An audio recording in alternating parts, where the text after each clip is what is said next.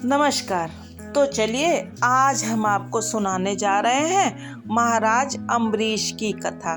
जैसा कि श्रीमद् भागवत पुराण में श्री सुखदेव जी ने राजा परीक्षित को सुनाई थी।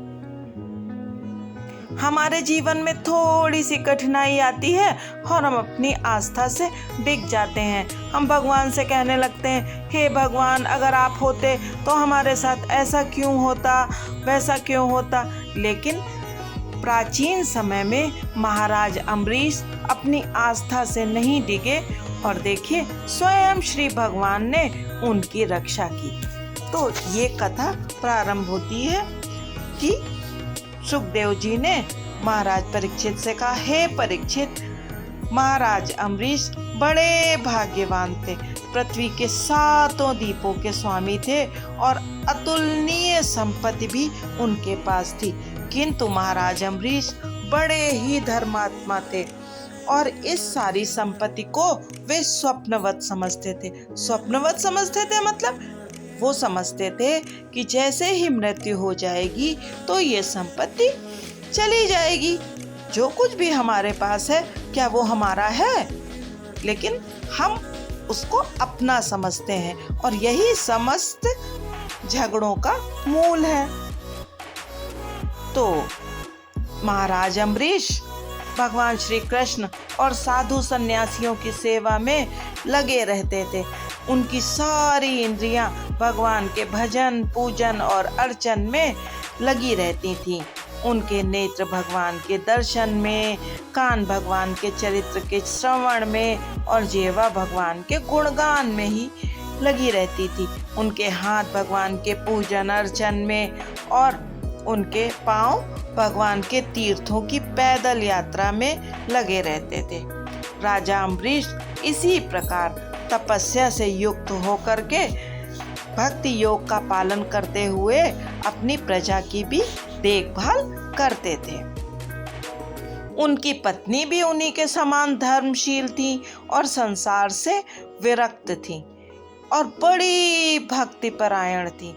एक बार महाराज अम्बरीश ने अपनी पत्नी के साथ भगवान श्री कृष्ण की आराधना करने के लिए द्वादशी प्रधान एकादशी व्रत करने का नियम ग्रहण किया। व्रत की समाप्ति होने पर कार्तिक मास में उन्होंने 3 रात उपवास किया और एक दिन यमुना जी में स्नान करके मधुवन में भगवान श्री कृष्ण की पूजा अर्चना की। उन्होंने महाभिषेक की सभी विधियां अनेक प्रकार की सामग्रियों द्वारा पूर्ण की और ब्राह्मणों का भी पूजन किया। सभी ब्राह्मणों को अत्यंत स्वादिष्ट भोजन कराकर उन सबके घर 60 करोड़ गौएं, जिनके सींग स्वर्ण से और खुर चांदी से मढ़े थे और सुंदर वस्त्रों से ढकी भी थी, भेज दी।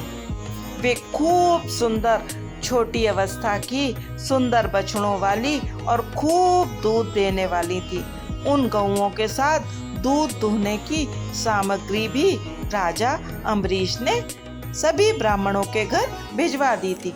जब ब्राह्मणों को दान आदि के द्वारा संतुष्ट कर दिया गया, तब राजा ने उन लोगों से आज्ञा लेकर व्रत का पारण करने की तैयारी की। उसी समय श्राप और वरदान देने में समर्थ स्वयं दुर्वासा ऋषि वहां पर अतिथि के रूप में पधार गए। राजा अम्बरीश ने बड़े आदर के साथ उनका स्वागत, पूजन, अर्चन किया और उनके चरणों में प्रणाम करके उनसे भोजन करने की प्रार्थना की। दुर्वासा ऋषि ने महाराज अम्बरीश की प्रार्थना स्वीकार कर ली और वे आवश्यक कर्मों से निवृत्त होने के लिए और स्नान करने के लिए यमुना जी के तट पर चले गए। यमुना जी में स्नान करते हुए वे ब्रह्मा जी का ध्यान करने लगे और उधर द्वादशी केवल घड़ी भर शेष रह गई थी।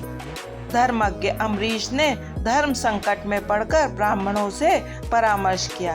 उन्होंने कहा, ब्राह्मण देवताओं, दुर्वासा ऋषि को बिना भोजन कराए स्वयं खा लेना और द्वादशी रहते हुए पारण न करना दोनों ही दोष हैं। इसलिए इस समय जैसा करने से मुझे पाप ना लगे और मेरा भला हो, ऐसा काम करना चाहिए। तब ब्राह्मणों के साथ विचार करके उन्होंने कहा, ब्राह्मणों, श्रुतियों में ऐसा कहा गया है कि जल पी लेना भोजन करना भी है और भोजन नहीं भी करना है, इसलिए मैं इस वक्त जल से पारण कर लेता हूँ।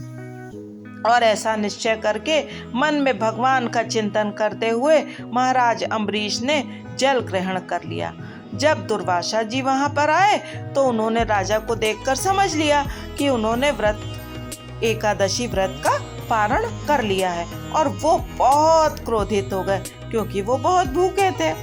तो उन्होंने राजा अम्बरीश को डांट कर कहा, अहो देखो तो सही यह कितना क्रूर है, यह धन के मद से मतवाला हो रहा है। भगवान की भक्ति इसे छू तक नहीं गई है और यह अपने को बहुत बड़ा समझता है।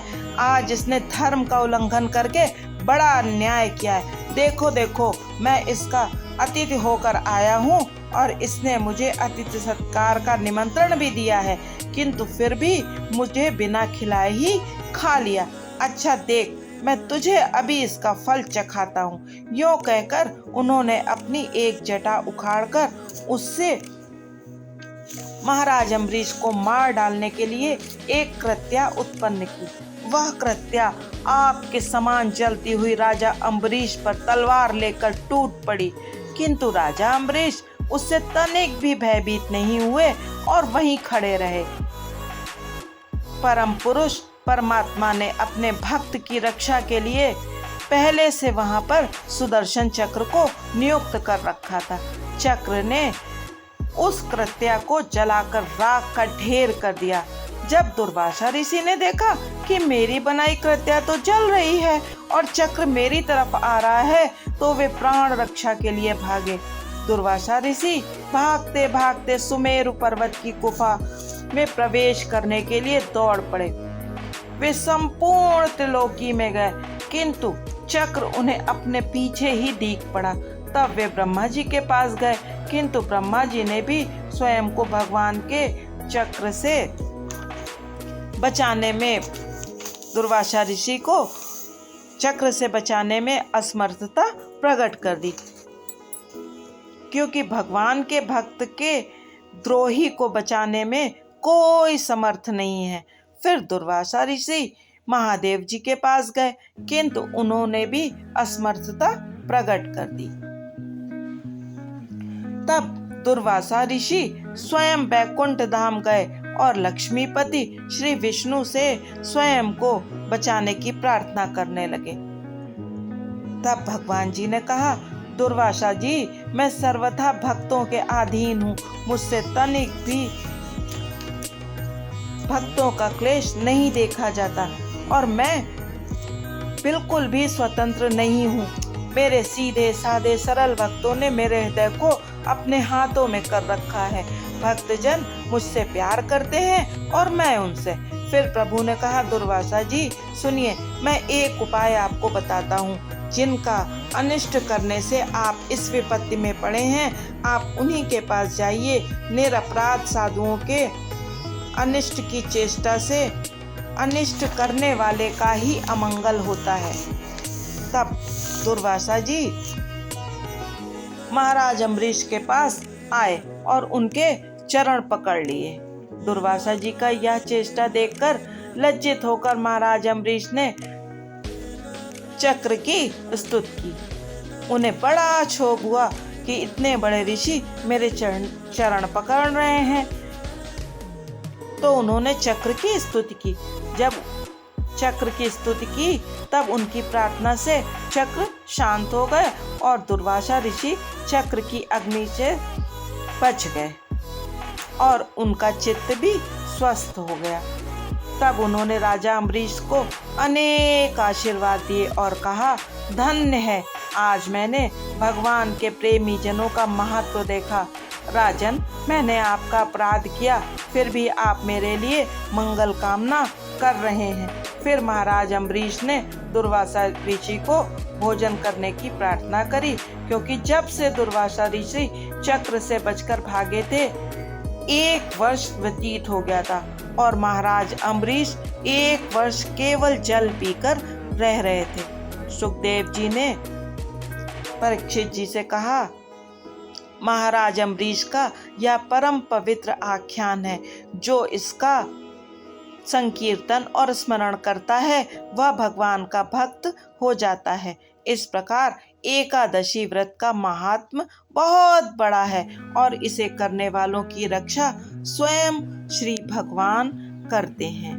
तो एकादशी व्रत हम सभी को अवश्य करना चाहिए और अगर व्रत ना कर पाए तो हमें उस दिन नॉन वेज, प्याज, लहसुन और चावल खाने से परहेज करना चाहिए। उस दिन कुछ न कुछ दान भी अवश्य करना चाहिए।